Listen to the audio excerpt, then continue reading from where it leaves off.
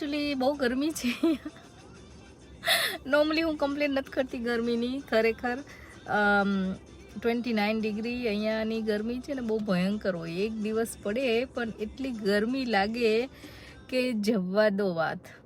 આમ એક દિવસમાં તમારી સ્કિન પણ બળી જાય અને કલર ચેન્જ થઈ જાય, એટલી ગરમી હોય. નોર્મલી મને ઠંડીની કમ્પ્લેન હોય છે, પણ આજે ખબર નહીં એટલી બધી ગરમી લાગી. ખબર નહીં હું ખોટા દિવસે કામ કરવાનું ચૂઝ કર્યું કે બધું ઘરની ક્લિનિંગ કરી અને કિચનમાં હતી તો કિચનમાં મને લિટરલી ફેન લાવવો પડ્યો, એટલી ગરમી લાગી. અને આજે જો હું આવી ગઈ છું ચારને પિક કરવા. આજે એને અર્લી ફિનિશ છે. આજે લાસ્ટ ડે, આ યરનો લાસ્ટ ડે, એટલે લોકોને હવે સમર હોલિડે આવશે. અને હજી એકચ્યુઅલી સ્નેહને નેક્સ્ટ વીક છે.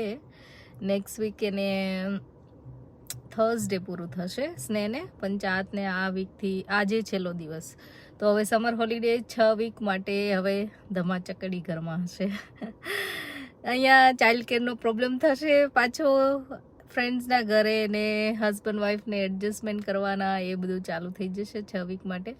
સમર આવ્યો પણ સારું છે, થોડું રૂટીન ચેન્જ થશે કંઈક. અને બસ જો સમરમાં બધા બીજી વધારે થઈ જશે. અમારે તો જોબ ચાલુ હોય, અમને કંઈ 6 વીકની રજા મળતી નથી, એટલે એડજસ્ટમેન્ટ કરવામાં અમારો સમર જતો રહેશે.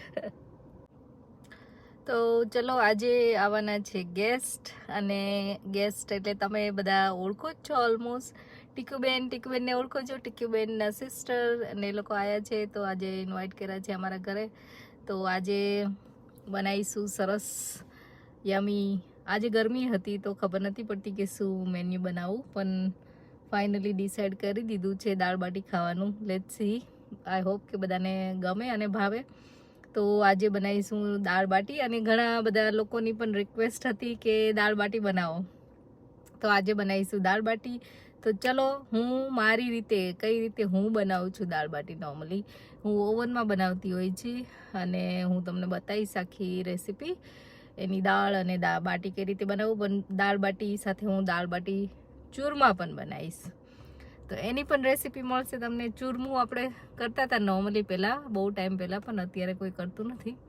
પણ આજે હું ચૂરમું પણ બનાવીશ. અને એની સાથે હશે સરસ સંભારિયા કે વઘારિયા મરચાં. તો આ આજનું મેન્યુ છે. સાથે ઓફકોર્સ સલાડ, પાપડ બધું હશે જ. તો આજે ચલો બનાવી લઈએ અને હું બતાવી દઉં તમને કઈ રીતે બનાવીએ આપણે. તો ચલો, આવી ગયા કિચનમાં. અને અમે મિક્સ દાળ લઈ લીધી છે, તુવેર દાળ, મગની દાળ અને અડદ આખા લીધા છે. એકચ્યુઅલી મારી પાસે અડદની દાળ નહોતી, તો એ ત્રણેય દાળને મિક્સ કરીને વોશ કરીને આપણે આવી રીતે બોઇલ કરવા અથવા કુકરમાં સીટી વગાડવાની છે. આ જો દાળ મસ્ત થઈ ગઈ છે, સરસ રીતે બફાઈ ગઈ છે. હવે આપણે એનો વઘાર કરીશું. તો વઘાર માટે મેં ઘી અને તેલ બે મિક્સ લીધું છે. તમારી ઈચ્છા પ્રમાણે તમે લઈ શકો. અહીંયા ટમાટો, ડુંગળી, લસણ, લીલું મરચું બધું લઈ લીધું છે. એનો વઘાર કરીશું જીરાથી. તમે રાઈ પણ નાખી શકો તમારે એડ કરવી હોય તો. અને થોડી મેં નાખી પણ છે. હિંગ નાખીશું. હવે મેથીનો મસાલો, આચાર મેથીનો મસાલો આવે ને જે, એ એડ કર્યો છે. બધું મિક્સ કરીશું થોડું. અને હવે બધા જે વેજીટેબલ્સ ને બધું કટ કરેલું છે બધું એડ કરી દઈશું. એકદમ ધીમા તાપે આપણે થવા દઈશું. મેક શ્યોર કે નીચે ચોટે નહીં અને એકદમ સરસ ચડી જાય ત્યાં સુધી કરવાની છે. હવે આપણે મસાલા એડ કરીશું. થોડી હળદર, ધાણા જીરું પાવડર, લાલ મરચું એડ કરીશું. તમારે જેટલું તીખું ખાવું હોય એટલું તમે એડ કરી શકો. અને પછી મેં એડ કર્યું છે ગરમ મસાલો અને સોલ્ટ. તો આટલી વસ્તુ એડ કરીને આપણે મિક્સ કરીશું અને થવા દઈશું. આ બાજુ દાળને થોડી ઉકળવા મૂકી દીધી છે પાછી. અને હવે જે બધો આપણે મસાલો તૈયાર થઈ ગયો છે, એ મસાલાને આપણે દાળમાં એડ કરી દઈશું. જો આવી રીતે એડ કરીને આપણે હલાવીશું, થોડી વાર ઉકળવા દઈશું. પછી બધા મસાલા એકદમ ભેગા મળે પછી એનો કલર સરસ આવે. તો જુઓ દાળ થઈ ગઈ છે એકદમ સરસ રેડી. આ ટાઈમે તમારે કંઈ ગળપણ ખટાશ નાખવી હોય તો નાખી શકો છો, અને બાકી રેડી. હવે આપણે બનાવીશું બાટી. બાટી માટે મેં 3 લોટ લીધા છે. ભાખરીનો બહુ હતો નહીં એટલે ભાખરીનો નોર્મલી લઉં છું, અને રોટલીનો અને સોજી લીધું છે. એમાં આપણે થોડું તેલ નાખીને મોણ આપીશું, અને મેં થોડો લોટ અલગ કાઢી લીધો છે આમાંથી, આ રીતે ચૂરમું બનાવવા માટે. અને હવે આમાં હું સોલ્ટ, બાકીના બાટીના લોટમાં સોલ્ટ અને આપણે અજમો અને થોડું જીરું હાથેથી મસળીને નાખવાનું છે. એ તો બધું એડ કરીને હવે મિક્સ કરીશું. બેકિંગ પાવડર પણ મેં નાખ્યો છે થોડો, એટલે બેકિંગ પાવડરથી થોડી સોફ્ટ, અથવા તો બેકિંગ સોડા હોય તમારી પાસે તો પણ નાખી શકો, અને એનાથી સોફ્ટ બને છે. અને પાણીથી ડો બાંધવાનું છે. તો આ રીતે ડો થઈ ગયો છે તૈયાર. 2 અલગ અલગ બનાવ્યા છે મેં, અને આ રીતે મેં બાટી વાળી લીધી છે. ઉપર તમે ચપ્પાથી ડિઝાઇન પણ પાડી શકો, અને આ રીતે હવે એને મૂકીશું આપણે ઓવનમાં. હું ઓવનમાં બનાવું છું, અને તમે લાઈક પેનમાં પણ બનાવી શકો. તો આ જોઈ લો, બાટી થઈ ગઈ છે રેડી. નાઇસ એન્ડ સ્મેલ પણ બહુ સરસ આવે છે. અને આ અલગ બનાવી હતી મેં એ ચૂરમા માટે. તો હવે બનાવીશું ચૂરમું. આવી રીતે બાટીને લઈ લેવાની છે. મેં ક્રશ કરી લીધી છે થોડી, આવી રીતે હળકચરી મોટી રાખવાનું થોડું, અને એમાં થોડી બુરું ખાંડ અથવા તો સાકર તમે નાખી શકો, ઇલાયચી પાવડર મિક્સ કરી દેવાનું છે, અને ઘી એડ કરવાનું તમારી ચોઈસ. હવે બનાવીશું આપણે પુલાવ, ચટપટ બનતો પુલાવ. પુલાવ માટે મેં ઘી અને તેલ લીધું છે. એમાં જીરું અને હિંગ નાખી છે. તો આ જીરાથી વઘાર કર્યો છે. પુલાવમાં જીરું વધારે હોય તો વધારે ગમે છે એટલા માટે. અને હવે તમે બધા વેજીટેબલ્સ તમારી ચોઈસ પ્રમાણેના બધા એડ કરી શકો છો. અહીંયા મેં લીધું છે ઓનિયન, પેપર અને મિક્સ વેજીટેબલ્સ અને પીસ. તો બધું એડ કરીને થોડી વાર આપણે સાતળવાનું છે. એકદમ સતળાઈ જાય પછી આપણે બિરયાની કે પુલાવ મસાલો હોય એડ કરી દેવાનું છે. હળદર નાખી છે, મરચું થોડું નાખ્યું છે, અને હવે રાઈસ જે બોઇલ કરેલો છે એ આપણે એડ કરી દેવાનો અને મિક્સ કરી દેવાનો. તો થઈ ગયો છે પુલાવ રેડી. તો આ રીતે હું પુલાવ બનાવું છું. તમે કઈ અલગ રીતે બનાવતા હોય તો કહેજો મને.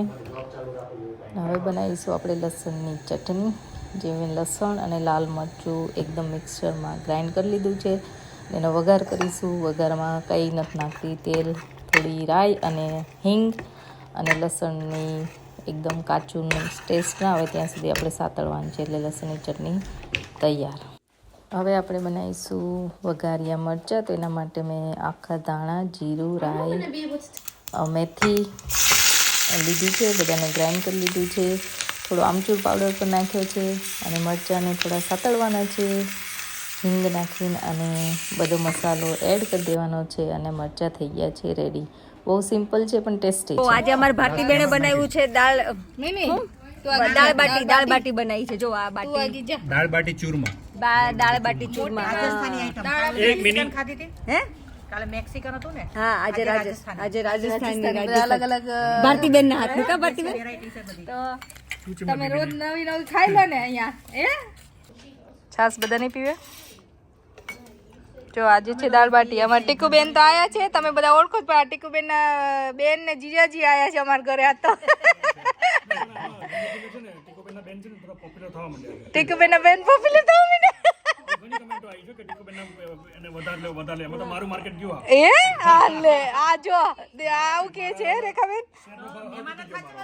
મહેમાન તો સાચવો પડે. અત્યારે મહેમાન લાઈમ લાઈટ માં દાવે. હો હિમાંશુભાઈ,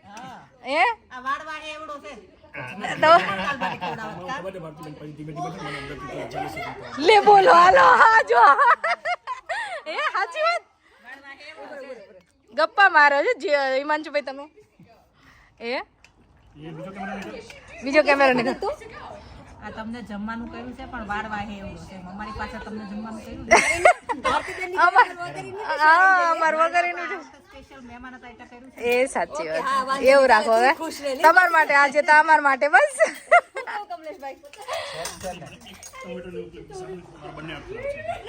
હું દિલીપ કુમાર તમને લસણની ચટણી હોય હું કે બોલતા હતા કયો તો દાળ બાટીમાં લસણની ચટણી હોય ને તો એનો આખો ચામ જ અલગ થાય. હું કેવું મજા આવી જાય. મજા આવી જાય. તીખું લાગે તો ઘી નાખે રાખવા. માથામાં ઝાકળ આવી જાય પણ લસણની ચટણી જો ટેસ્ટ તો આવો જોઈએ ને. ટેસ્ટ તો આવો જોઈએ ને, બરાબર ને? હમણે તે માથામાં ઝાકળાય ઓલી જ ગઈ જો. આવે એ થોડો ટાઈમ બેસે 2-3 કલાક બરફ જ જામી જશે. ઘણાને એવું ખાતી વખતે પરસેવો થાય, બોલો. હા, બીટની લાડુ ને કોને થતું?